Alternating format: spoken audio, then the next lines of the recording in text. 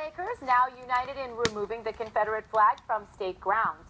Do you think their decision is political pandering, warranted and timely, or is it anti-free speech? You can vote in that poll using your U2 America app or at u2america.com.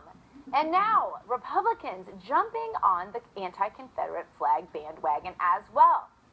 You're all fired up on social media about this. Here to discuss is talk show host extraordinaire and political guru, Rick Amato. Rick, good to have you. Hey, Gina, great to be with you, and I want to congratulate you on your new hot national television talk show. Thank you, my friend. It's good to have you. It's really an honor to have you on the show. We've been friends going way back to radio days, and it's just good to have you here.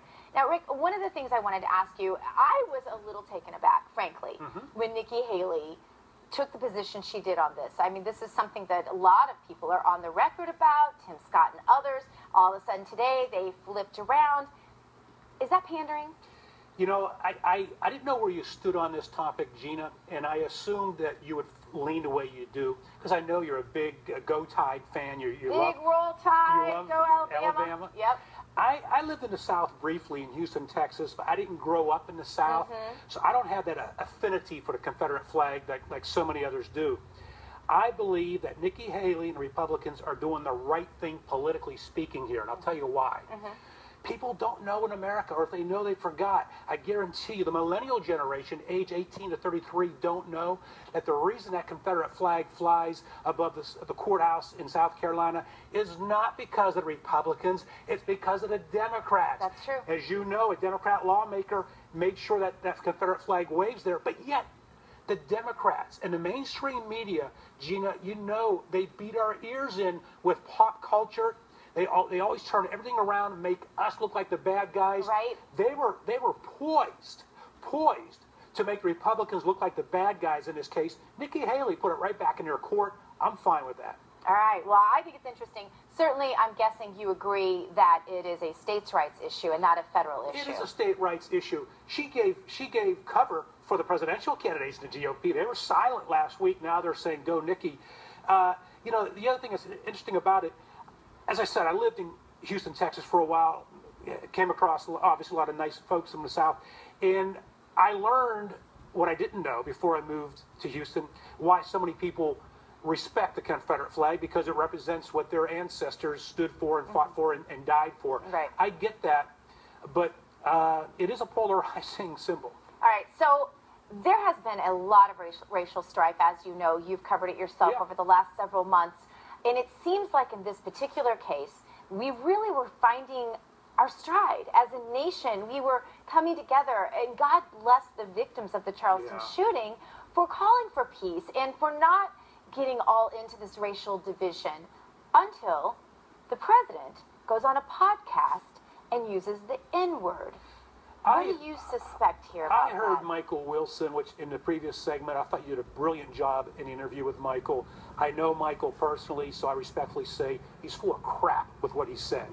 That's not very respectful, right? It isn't, is it? Let me say this, Dr. Gina. You know, recent polls came out about 2 months ago. I think it's a Pew Research, I may be mistaken. America is more polarized among racial lines than ever. Certainly over the last 50 years. Yeah. You know, I didn't vote for Barack Obama either time, but the first time he was elected, I thought, you know, this is good for America on one level. I had the same thought. I did. And unfortunately, he let us all down. For him to go out and use the N-word, then why don't they... I would like to see what happened if, God forbid, I were to use the N-word and say, well, you got to take it in context. And that was my next question. If the president were a white president, would it have been okay? And I know the answer from Michael. I mean, I don't want to presuppose, but I'm guessing that most who support the president, he's a supporter of the president, would have said, no, it's not okay. And it's certainly not okay for you as a conservative talk show host. Yeah, and Michael was saying that, well, it's all in context. I think Josh Earnest says all in context. Baloney. Gina, you made a great point, and that is this. The way those folks in South Carolina in that church, that they were, God bless them, the way they responded is just amazing. Truly, it is what the nation needs. Yes. And he undermined it all. And that was sort of my impression too. Like, And we do know that George Soros, I mean, he had a reason why he put, and this is another question I wanted to ask Michael, but our connection again. But we know that George Soros poured $30 million in the last year, in 2014. We don't even know how much he's put into funding racial strife since then. But in 2014, $30 million, just in the very end of the year, really, because Ferguson didn't happen all that much before that. And so we know that they have a vested interest for purposes of money for people like Al Sharpton and others who make a living off of racial strife and votes. In votes, that's the point I want to get to. Listen, I'm not one of these people that defines my friends by Democrat or Republican. Right. You know, I feel, as you do, that if you define your friend by a D or R after the name, you're going to have a very lonely life. Right. But the Democrat Party of today, unlike 10 years ago, 15 years ago, the Democrat Party of today is divisive, and they do so to make other demographic groups dependent upon them, and it's a travesty. Coming back to something Michael Wilson said in a previous segment, that I don't want to let him get away with this, and that is this. He compared the evil tragedy in Charleston, South Carolina, to what happened with Trayvon Martin, Eric Garner in the Ferguson situation. Ferguson and what happened to Eric Garner are two completely different situations. Completely different things. Yeah, you can't look at the evidence from court hearings and everything else and say that those two are comparable. I'm glad you brought that up. Rick, I guess going forward, what if you could just give America one message, what we should, where our brains should be, what the narrative should be right now, what would that be? It's a great question, Sheena. It's a great question because I've actually been thinking about that. Well, you've worked toward this for a long time. I've watched you. This isn't something that just happened as the riots began. You've been talking about this for a long time, building bridges. You're right, I have.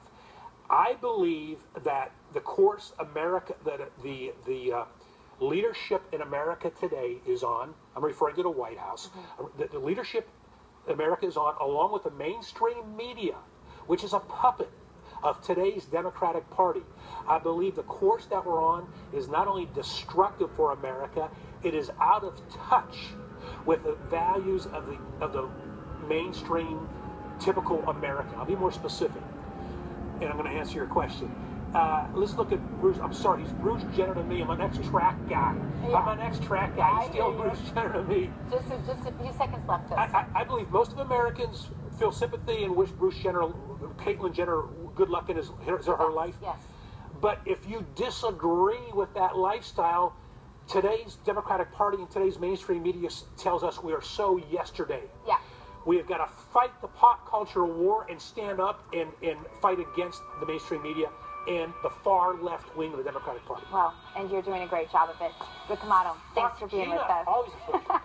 More in just a moment. Stay with us. Poll results coming up too. You don't want to miss that. Go vote right now before we come back.